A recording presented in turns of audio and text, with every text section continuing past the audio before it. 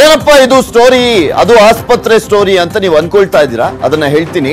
ಬರ್ಬಾದ್ ಆಗಿದೆಯಾ ರಾಜ್ಯ ಸರ್ಕಾರ ಖಜಾನೆ ಅನ್ನುವ ಪ್ರಶ್ನೆ ಸಹಜವಾಗಿ ಸಾಕಷ್ಟು ತಿಂಗಳಿಂದ, ಅದು ಬಿಜೆಪಿ ಸರ್ಕಾರ ಬಂದಾಗ್ಲಿಂದಲೂ ಕೂಡ ಕಾಡ್ತಾ ಇರುವಂತ ಒಂದು ಪ್ರಶ್ನೆ. ಒಂದೊಂದು ರೂಪಾಯಿಗೂ ಕೂಡ ಪರದಾಡ್ತಾ ಇದೆಯಾ? ಖಜಾನೆ ಖಾಲಿಯಾಗಿ ದಿಕ್ಕು ತೋಚದಂತಾಗಿದೆಯಾ ಅನ್ನುವ ಪ್ರಶ್ನೆ ಸಹಜವಾಗಿ ಕಾಡ್ತಾ ಇದೆ. ಯಾವ ಕಾರಣಕ್ಕೋಸ್ಕರ ಈ ಪ್ರಶ್ನೆ ಎದ್ದೇಳ್ತಾ ಇದೆ ಅಂದ್ರೆ, ಬಡ ರೋಗಿಗಳಿಗೆ ಕೊಡೋಕು ಕೂಡ ಔಷಧಿ ಇಲ್ಲ. ಔಷಧಿ ಕೇಳಿದ್ರೆ ಸರ್ಕಾರ ಕೊಟ್ಟಿಲ್ಲ ಅಂತ ಹೇಳ್ತಾ ಇದ್ದಾರೆ ಆಸ್ಪತ್ರೆಯ ಸಿಬ್ಬಂದಿ. ಕಳೆದ 8 ತಿಂಗಳಿಂದ, ಮೊನ್ನೆ ನೆನ್ನೆದಲ್ಲ ಸ್ಟೋರಿ ಇದು, ಕಳೆದ 8 ತಿಂಗಳಿಂದಲೂ ಕೂಡ ಔಷಧಿಗೆ ಟೆಂಡರೇ ಕರೆದಿಲ್ಲ ಅಂತ ಹೇಳ್ತಾ ಇದ್ದಾರೆ ಆಸ್ಪತ್ರೆ ಸಿಬ್ಬಂದಿ. ಹುಬ್ಬಳ್ಳಿ ಧಾರವಾಡ ಮಹಾನಗರ ಪಾಲಿಕೆಯ ಆಸ್ಪತ್ರೆಗಳು ಇವು. ಪಾಲಿಕೆಯ ವ್ಯಾಪ್ತಿಯ 5 ಆಸ್ಪತ್ರೆಗಳಲ್ಲಿ ಇದೇ ಗೋಳು. ಪ್ರತಿನಿತ್ಯ ಕೂಡ 5 ಆಸ್ಪತ್ರೆಗಳಿಗೂ ದಿನನಿತ್ಯ ಸಾವಿರಾರು ರೋಗಿಗಳು ಬರ್ತಾರೆ, ಆದ್ರೆ ಔಷಧಿ ಮಾತ್ರ ಇಲ್ಲ. ಬಡ ರೋಗಿಗಳು ಇನ್ನೇನು ಈ ಗೌರ್ಮೆಂಟ್ ಆಸ್ಪತ್ರೆಗಳಿಗೆ ಬರ್ತಾರೆ, ಆದ್ರೆ ಅಲ್ಲಿ ಔಷಧಿನೇ ಸಿಗ್ತಾ ಇಲ್ಲ. ಹೆರಿಗೆಗೆ ಅಂತ ಬಡ ಮಹಿಳೆಯರು ಇದೇ ಆಸ್ಪತ್ರೆಗೆ ಬರ್ತಾರೆ, ರೋಗಿಗಳಿಗೆ ಕೊಡ್ಲಿಕ್ಕೆ ಬೇಸಿಕ್ ಮೆಡಿಸಿನ್ಸ್ ಕೂಡ ಇಲ್ಲ. ನೋವು ನಿವಾರಕ ಔಷಧಗಳು ಕೂಡ ಆಸ್ಪತ್ರೆಗಳಲ್ಲಿ ಖಾಲಿಯಾಗಿ ಹೋಗಿದ್ದಾವೆ. ಗ್ಲೂಕೋಸು, ಜೀವರಕ್ಷಕ ಮೆಡಿಸಿನ್ಗಳು ಲಭ್ಯ ಇಲ್ಲ ಇಲ್ಲಿ. ಬಾಣಂತಿಯರು, ಹಸುಗೂಸುಗಳಿಗೂ ಕೂಡ ಸೂಕ್ತ ಚಿಕಿತ್ಸೆಯನ್ನ ಕೊಡ್ಲಿಕ್ಕೆ ಆಗ್ತಾ ಇಲ್ಲ. ಪ್ರತಿನಿತ್ಯ ಆಸ್ಪತ್ರೆಗಳಿಗೆ ಬಡ ರೋಗಿಗಳು ಬಂದು ಪರದಾಟವನ್ನ ಮಾಡುವಂತ ಪರಿಸ್ಥಿತಿ ಉಂಟಾಗಿದೆ.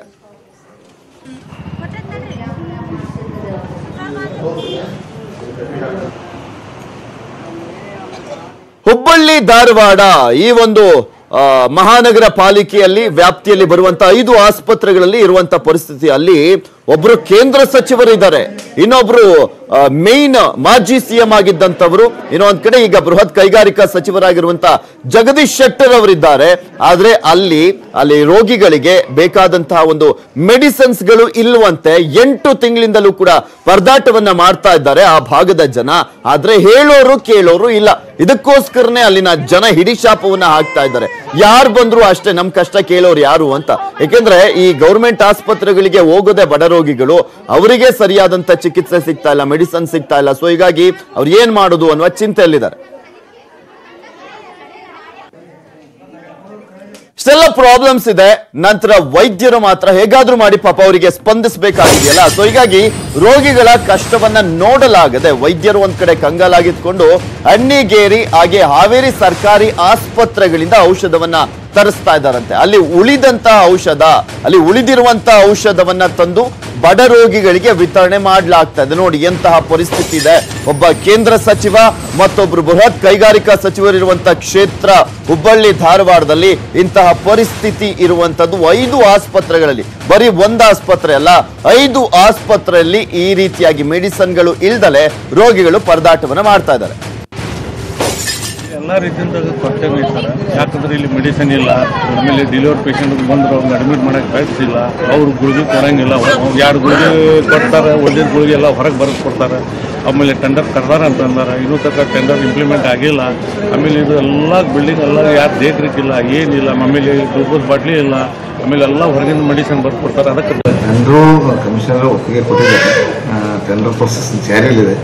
ಮತ್ತು ನಮ್ಮಲ್ಲಿ ಇದ್ದಂಥ ಈ ಇಂಟ್ರೆಸ್ಟ್ ಅಮೌಂಟಲ್ಲಿ ಮತ್ತು ಅಲ್ಲಿ DHO ಬರ್ತಕ್ಕಂಥ ಅವಶ್ಯಕತೆ ಮೇಲೆ ಮಾಡ್ತಾ ಇದ್ವಿ. ಟೆಂಡರು ಶಾರ್ಟ್ಲಿ ಎಲ್ಲ ಮೆಡಿಸಿನ್ಸು ಜನರಲ್ಲಾಗಿ ರುಟೀನ್ ಮೆಡಿಸಿನ್ಸ್ ಬೇಕಾಗುತ್ತೆ. ಬೇಸಿಕ್ ಮೆಡಿಸಿನ್ಸ್, ಆ್ಯಂಟಿಬಯೋಟಿಕ್ಸ್ ಇರ್ಬೋದು, ಇದನ್ನು ಇರ್ಬೋದು, ಎಲ್ಲ ಲಿಸ್ಟ್ ಮಾಡಿ ಅದೊಂದು ಆಸ್ಪತ್ರೆಗೆ ಬೇಕಾದಂಥ ಔಷಧಿ ಇರ್ಬೋದು, ಊಟಿಗೆ ಬೇಕಾದಂಥ ಸಾಮಗ್ರಿಗಳು ಇರ್ಬೋದು, ಆಮೇಲೆ ವಾರ್ಡಲ್ಲಿ ಬೇಕಾದಂಥ ಪ್ಲಸ್ ಲ್ಯಾಬ್ರೇಟರಿಗೆ ಬೇಕಾದ ಎಲ್ಲ ಲಿಸ್ಟ್ ಮಾಡಿದ್ವಿ. ಕೇವಲ ನೋಡ್ತಾ ಇದ್ದೀರಲ್ಲ ಅಲ್ಲಿನ ವೈದ್ಯರು ಏನು ಹೇಳ್ತಾ ಇದ್ದಾರೆ ಅಂತ. ಟೆಂಡರ್ ಕರೆದಿದ್ದಾರೆ, ಇನ್ನೂ ಆಗ್ಬೇಕು ಅಂತ. ಪಾಪ ಅವರು ಕೂಡ ಎದುರಾಕೊಳ್ಳೋದಕ್ಕೆ ಆಗೋದಿಲ್ಲ. ಟೆಂಡರ್ ಕರೆದಿದ್ದಾರೆ, ಆದ್ರೆ ಬರ್ಬೇಕಷ್ಟೇ ಅಂತ ಹೇಳ್ತಾ ಇದ್ದಾರೆ. ಇದು ಯಾವಾಗಿಂದ ಪ್ರಾಬ್ಲಮ್ ಅಂದ್ರೆ 8 ತಿಂಗಳಿಂದಲೂ ಇರುವಂತ ಪ್ರಾಬ್ಲಮ್. 8 ತಿಂಗಳಿಂದಲೂ ಕೂಡ ಟೆಂಡರ್ ಕರ್ಕೊಂಡೇ ಸುಮ್ಮನಿದಾರ. ಹಾಗಾದ್ರೆ ಇವರೆಲ್ಲ ಏನು ಒಬ್ರು ಕೂಡ ಹೇಳೋರು ಇಲ್ವಾ? ಹಾಗಾದ್ರೆ ಅಲ್ಲಿರುವಂತ ಶಾಸಕರು ಏನ್ ಮಾಡ್ತಾ ಇದ್ದಾರೆ, ಅಥವಾ ಅಲ್ಲಿರುವಂತ ಅಧಿಕಾರಿಗಳು ಏನ್ ಮಾಡ್ತಾ ಇದ್ದಾರೆ? ಬಡ ರೋಗಿಗಳು ಸ್ವಾಮಿ ಇನ್ನೆಲ್ಲಿಗೆ ಹೋಗ್ತಾರೆ? ಹಾಗಾದ್ರೆ ಅವರೆಲ್ಲರೂ ಬೆಂಗಳೂರಿಗೆ ಬಂದು ಚಿಕಿತ್ಸೆ ತಗೊಳಕ್ಕಾಗುತ್ತಾ? ಮೊದಲೇ ಬಡ ರೋಗಿಗಳು, ಸ್ವಲ್ಪ ಬೇಸಿಕ್ ಮೆಡಿಸಿನ್ಸ್ ಗಳು ಇಲ್ಲ ಅಂದ್ರೆ, ಬೇಸಿಕ್ ಸೆನ್ಸ್ ಇಲ್ಲದಂತ ಅಧಿಕಾರಿಗಳು ಜನಪ್ರತಿನಿಧಿಗಳೇ ಇದ್ದಾರೆ ಅಂತ ಕಾಣಿಸುತ್ತೆ. ಅಲ್ಲಿ ಪ್ರತಿನಿತ್ಯ ಸಾವಿರಾರು ರೋಗಿಗಳು ಬರ್ತಾರೆ. ನಾವು ನಿಮ್ಗೆ ದೃಶ್ಯಾವಳಿಯಲ್ಲಿ ತೋರಿಸ್ತಾ ಇದ್ವಿ ಯಾವ ರೀತಿಯಾಗಿ ಪ್ರತಿನಿತ್ಯ ಅಲ್ಲಿ ಸರ್ತಿ ಸಾಲಿನಲ್ಲಿ ನಿಂತ್ಕೊಂಡು ಅಲ್ಲಿ ಚಿಕಿತ್ಸೆಯನ್ನ ಪಡೆದುಕೊಂಡು ಹೋಗುವಂತ ಪರಿಸ್ಥಿತಿ ಇದೆ. ಇಂತಹ ಸಂದರ್ಭದಲ್ಲೂ ಕೂಡ ಬೇಸಿಕ್ ಮೆಡಿಸಿನ್ಸ್ ಗಳು ಇಲ್ಲ ಅಂದ್ರೆ ಏನ್ ಕತೆನೋ ಆ ಒಂದು ಭಾಗದ ಆಸ್ಪತ್ರೆಗಳಲ್ಲಿ ಬೇರೆ ಬೇರೆ ಕಡೆಯಿಂದ ಬೇರೆ ಬೇರೆ ಜಿಲ್ಲೆಗಳಿಂದ ಮೆಡಿಸಿನ್ಸ್ ಗಳನ್ನ ತರಿಸ್ತಾ ಇದಾರಂತೆ. ಇನ್ನು ಒಂದ್ ಕಡೆ ಪಾಪ ವೈದ್ಯರಿಗೆ ಇನ್ನೇನ್ ಮಾಡಕ್ಕಾಗುತ್ತೆ, ಅವ್ರು ಇರೋದನ್ನ ಕೊಡ್ಬೇಕಾಗುತ್ತೆ. ಸೊ ಯಾವುದೇ ರೀತಿಯಾದಂತ ಮೆಡಿಸಿನ್ಸ್ ಗಳಿಲ್ಲ. ಸೊ ಹೀಗಾಗಿ ಅವರು ಹೊರಗಡೆ ಮೆಡಿಕಲ್ ಸ್ಟೋರ್ ಗಳಿಗೆ ಆ ಒಂದು ಅಂದ್ರೆ ಟ್ಯಾಬ್ಲೆಟ್ ಗಳನ್ನ ಬರೆದು ಕೊಡುವಂತ ಕೆಲಸವನ್ನ ಮಾಡ್ತಾ ಇದ್ದಾರೆ. ಇದ್ದಿದ್ರೆ ಕೊಟ್ಟಿರೋರು, ಇಲ್ಲ ಅಂದ್ರೆ ಇನ್ನೇನ್ ಮಾಡಕ್ಕಾಗುತ್ತೆ. ಸೊ ಹಾಗಾಗಿ ಹೊರಗಿನ ಮೆಡಿಕಲ್ ಸ್ಟೋರ್ ಗಳಿಗೆ ಅವರು ಪ್ರಿಸ್ಕ್ರಿಪ್ಷನ್ ಅನ್ನ ಬರ್ದು ಕೊಡ್ತಾ ಇದ್ದಾರೆ. ಬಟ್ ಅಲ್ಲಿನ ರೋಗಿಗಳು ಅಷ್ಟು ದುಡ್ಡನ್ನ ಕೊಟ್ಟು ನಾವು ತಗೊಳ್ಳೋದಕ್ಕೆ ಆಗೋದಿಲ್ಲ. ಸೊ ದಯವಿಟ್ಟು ಬೇಗ ಮೆಡಿಸಿನ್ಸ್ ಗಳನ್ನ ತರಿಸಿ ಅಂತ ಅಲ್ಲಿನ ಅಧಿಕಾರಿಗಳಲ್ಲಿ ಕೇಳ್ತಾ ಇದ್ದಾರೆ. ಇನ್ನು ಈ ಕುರಿತಂತೆ ಹೆಚ್ಚಿನ ಡೀಟೇಲ್ಸ್ ಅನ್ನ ನೀಡ್ತಾರೆ ನಮ್ಮ ಪ್ರತಿನಿಧಿ ಪರಶುರಾಮ್ ದೂರವಾಣಿ ಸಂಪರ್ಕದಲ್ಲಿದ್ದಾರೆ. ಪರಶುರಾಮ್, ಒಬ್ಬ ಕೇಂದ್ರ ಸಚಿವ, ಇನ್ನೊಬ್ರು ಬೃಹತ್ ಕೈಗಾರಿಕಾ ಸಚಿವರಿರುವಂತ ಕ್ಷೇತ್ರ, ಇಲ್ಲೇ ಹಿಂಗಾದ್ರೆ ಇನ್ನೇನ್ರಿ ಕತೆ ಇದು? ನಿಜ ಪೃಥ್ವಿರಾಜ್, ಏನು ಆಸ್ಪತ್ರೆಗೆ ಬೇಸಿಕ್ ಮೆಡಿಸಿನ್ಸ್ ಗಳು ಬೇಕಾಗ್ತದೆ, ಅದನ್ನ ಸ್ಟಾಕ್ ಇಟ್ಕೊಳ್ಬೇಕಾಗ್ತದೆ. ಸಾಕಷ್ಟು ಸಾಂಕ್ರಾಮಿಕ ರೋಗಗಳು ಬಂದಂತಹ ಸಂದರ್ಭದಲ್ಲಿ, ಕ್ಲೈಮೇಟ್ ಚೇಂಜ್ ಆದಂತಹ ಸಂದರ್ಭದಲ್ಲಿ ವೈರಲ್ ಫೀವರ್ಗಳು ಹರಡ್ತಾ ಇರ್ತವೆ. ಈ ಸಂದರ್ಭದಲ್ಲಿ ಸಾವಿರಾರು ರೋಗಿಗಳು ಆಸ್ಪತ್ರೆಗಳಿಗೆ ಭೇಟಿ ಕೊಡ್ತಾರೆ. ಈ ಹುಬ್ಬಳ್ಳಿ ಧಾರವಾಡ ಮಹಾನಗರ ಪಾಲಿಕೆ ಪಕ್ಕದಲ್ಲಿರುವಂತಹ ಈ ಚಿಟುಗುಪ್ಪೆ ಆಸ್ಪತ್ರೆ ಏನಿದೆ, ಮಹಾನಗರ ಪಾಲಿಕೆ ವ್ಯಾಪ್ತಿಗೆ ಒಳಪಟ್ಟಂತಹ ಈ ಒಂದು ಆಸ್ಪತ್ರೆ, ಈ ಆಸ್ಪತ್ರೆಗೆ ಕನಿಷ್ಠ ಪಕ್ಷ ಔಟ್ ಪೇಷಂಟ್ ಅಂತಾನೆ ಪ್ರತಿದಿನ 500 ಜನ ಬಂದು ಹೋಗ್ತಾರೆ. ಆದ್ರೆ ಇವರಾರಿಗೂ ಕೂಡ ಬೇಸಿಕ್ ಮೆಡಿಸಿನ್ಸ್ ಗಳನ್ನ ಕೊಡ್ಲಿಕ್ಕೂ ಆಗ್ತಾ ಇಲ್ಲ. ಯಾಕಂತಂದ್ರೆ ಆಸ್ಪತ್ರೆಯಲ್ಲಿ ಮೆಡಿಸಿನ್ಸ್ ಅಲ್ಲಿ ಜನೌಷಧ ಕೇಂದ್ರಗಳು ಯಾವುದು ಇಲ್ವಾ ಪರಶುರಾಮ್?